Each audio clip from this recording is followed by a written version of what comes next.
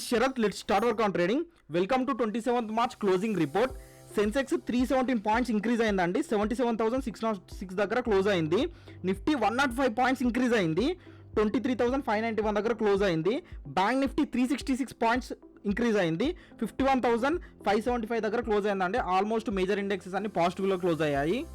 మన Indian markets పాజిటివ్లో close అవుతే global markets European markets మాత్రం నెగిటివ్లో ఉన్నాయి. దాంతోపాటు అడిషనల్గా యూఎస్ మార్కెట్స్ కూడా నెగిటివ్లోనే ఉన్నాయి.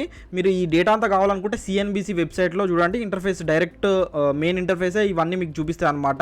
బాండ్స్ కానివ్వండి, క్రిప్టో కానివ్వండి, గోల్డ్ ఏమైంది, ఆయిల్ ఏమైంది అనేది ఇవన్నీ మీకు ఇక్కడే విజిబుల్ అనేవి అవుతాయి. ప్లస్ అడిషనల్గా ఈరోజు నేను స్టాక్స్లో ట్రేడ్ చేసింది స్టాక్ ఫిల్టర్స్లో వచ్చింది ఏంటంటే బ్యాంక్ ఆఫ్ బరోడా అనమాట.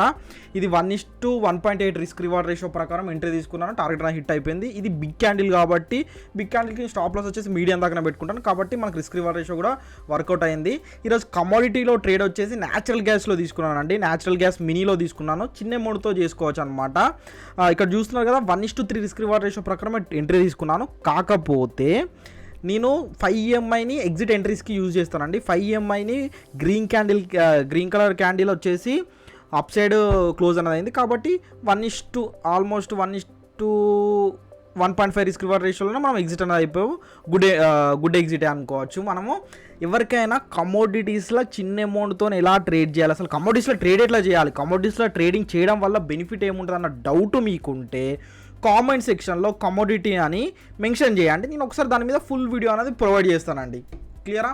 ప్లస్ అడిషనల్గా ఒక్కసారి మనము రేపటికి లెవెల్స్ అనేవి చూద్దాం. నిఫ్టీలో మెజారిటీ ఆఫ్ పీపుల్స్ ట్రేడ్ చేస్తున్నారు కదా, వీక్లీ ఎక్స్పైరీస్ ఉన్నాయి కాబట్టి చూస్తున్నారా ఫ్లాగ్ అండ్ పోల్ ప్యాటర్న్ అనేది మనకు నిఫ్టీలో వచ్చిందండి. 15 minutes టైం ఫ్రేమ్లో, ఆల్మోస్ట్ 1 hour టైం ఫ్రేమ్లో కూడా 1 hour టైం ఫ్రేమ్లో 15 minutes టైం ఫ్రేమ్లో మంచి ఫ్లాగ్ అండ్ పోల్ ఎంట్రీ అనేది వచ్చింది.